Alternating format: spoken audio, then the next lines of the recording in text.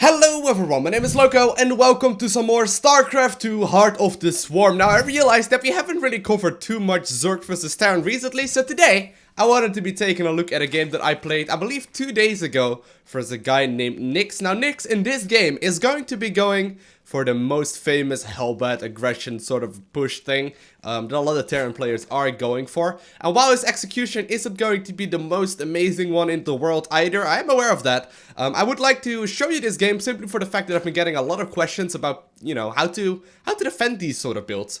And how you follow it up, most importantly. So in this specific game, like I mentioned, my opponent is going to make a whole bunch of Hellions. He's going to make them off of 2 factories, and then he's going to try and kill as many drones as possible with a bunch of these Hellions, and I believe a few Marines in there as well. Although I can't say that for certain.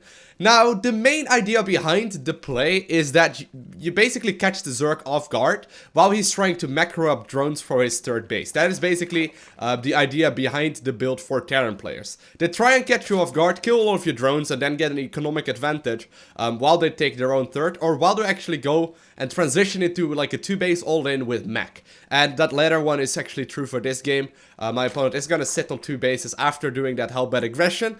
Or, you know, as some might call it, a Hellbat all-in. But, you know, he's going to sit back for a little while longer, and he's going to try his very best to mess up as many units as possible, at which point he will move out once more, and I will need to hold that as well. So there's going to be a couple different timing attacks from my Terran opponent, and hopefully this game will give you a little bit more thought about to hold both of them. So I do open up really standard this one. As you can see, there is a hatchery first already going down. Gonna follow this up with the spawning pool as well, so no, you know, no ridiculous shenanigans right there whatsoever. The one thing that I've started noticing recently in Zerg vs Terran that I would highly recommend pretty much everyone start doing, unless you're like, you know, already like top of the Grandmaster. In which case you probably shouldn't be watching this video anyway. There's gonna be like one player. If you are top of the line Grandmaster, okay, let me know in the comment section of this video. I would highly appreciate it. But if you aren't, I would highly recommend to make more queens than you are used to. I was watching Liquid Snoot stream for a while, and Liquid Snoot actually said that he's been using his queens a lot more disposable, so to say. So he's basically been saying, you know, I just sort of remake the queens while aggression is going on, so I can lose the queens that I already have. And I've been trying that out myself, and I gotta say that has actually been working out really well so far. Simply just delaying, you know, any kind of tech up, delaying any kind of like real aggression with like roaches or whatnot, and instead you just make queens, which is gonna be great for this early game aggression. And after holding the aggression, you're gonna be, you know, very strong with them as well with the amount of creep spread that you can do with them. So in this game, I believe I got all the way up to like 6 or 8 queens or something silly like that, which I definitely wouldn't have done a few months ago, but right now, it's actually working out really well, and I'm really liking the way the play is going. So I am going to be starting Zerging speed up, pulling drones out of gas, and I did notice right there that my opponent's expansion was relatively late. I'm a little bit confused because that timing right there on the command center is actually the timing for an expansion after making a Reaper. So I do notice that around the 4-minute mark or so that expansion goes up, but there's no Reaper to be seen anywhere, and he did scout right there with an SCV. So I'm a little bit confused because the SCV scout sort of indicates that he did go for like a Marine expand, right? So I'm a little bit confused right now, and as you can see on the production tab, my opponent went for a super quick factory right there, and he already has the reactor done right now as well to start squeezing out all of these Hellions. So my opponent is gonna go very heavy into the Hellions. He is then gonna make sure that he can transfer them all into Hellbats, and at that point you will see him move across the map and do a lot of damage. Now I am focusing a lot on creep spread right here, okay? I did basically delay my 4th queen in order to save up a little bit more minerals so I can get supply blocked right here. Don't look at that, please. I shouldn't be supply blocked right here, so instead I'm gonna take my 3rd. But normally I'd make a big round of drones right now, and now that Zerging speed is about to finish up, I'm gonna start back into gas so I can start making like a what's it called? The baling nest as well. So my 3rd base right there going down, making as many drones as possible. Zerging speed just now finished, and I did see that my opponent was transitioning into Hellions. So right now I'm already assuming that something tricky is going on. His expansion was a little bit late. He's having a Hellion just sort of sitting in his natural. It isn't really moving out. I don't really know why you wouldn't move out with it if you know that I don't have speed links yet. So I'm a little bit hesitant right here about what is going on. And I'm going to be flying in this Overlord to see if I can find any buildings in his natural. I am adding on more queens though. These are queen 4 and 5 if I'm not mistaken. And I'm already queuing up the 6th one right there as well. So I'm just making more and more queens right here. And and just trying to squeeze out more drones as well. Still trying to figure out what is going on, and I instantly noted right there that there is no second gas taken. Another giveaway right there that he's focusing a lot on Hellions, and as you can see, well, he's already having his armory in production right there, which he will need. So there we go. My opponent having a whole lot of Hellions here already. I'm gonna start making as many Zerglings as I possibly can. Baneling Nest is already in production. And here's the golden rule, okay? If you're gonna try and defend this with a lot of Queens and Zerglings, try and squeeze out a couple of Banelings if you can, but split up your Queens. This is usually something that's pretty difficult to hold, but split up your Queens, make sure they don't take splash damage, and use the transfuse that you get. Meanwhile, just make more and more Zerglings, replace the Queens that you're gonna be losing, and just hit that transfuse button, and then when the Banelings finish up, you sort of just attack move.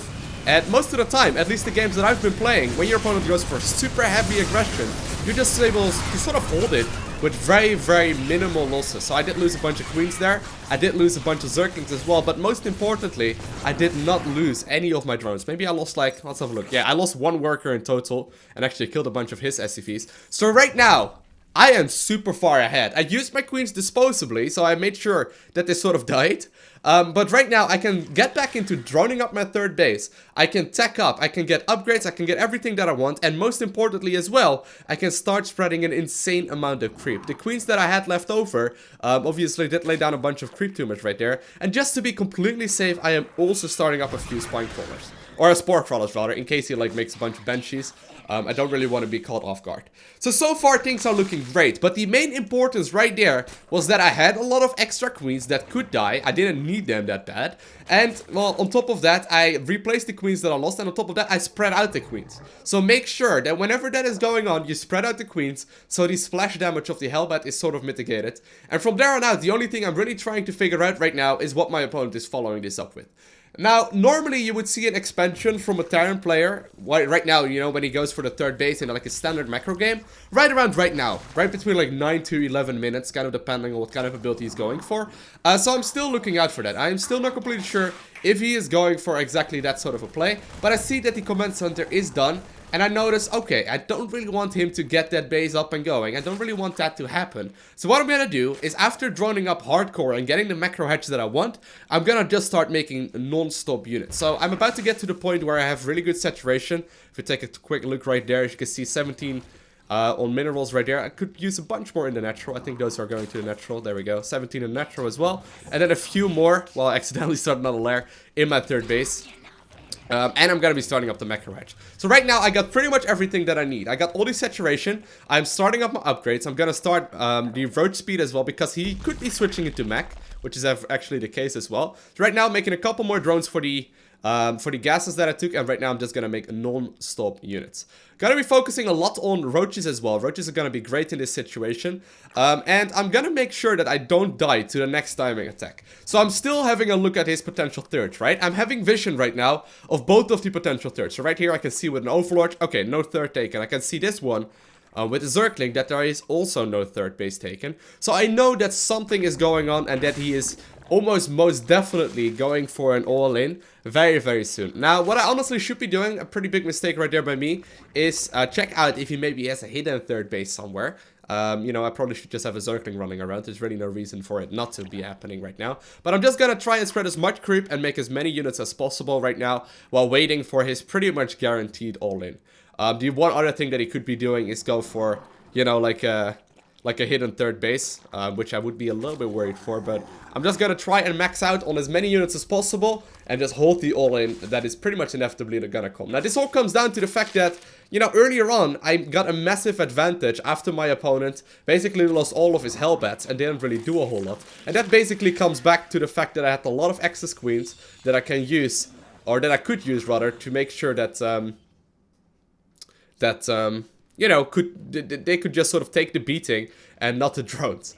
So I am looking around finally right there, very late right there with my Zergling Skies. I should have done that much earlier. Also only just now flying in an Overseer in his natural, also very late.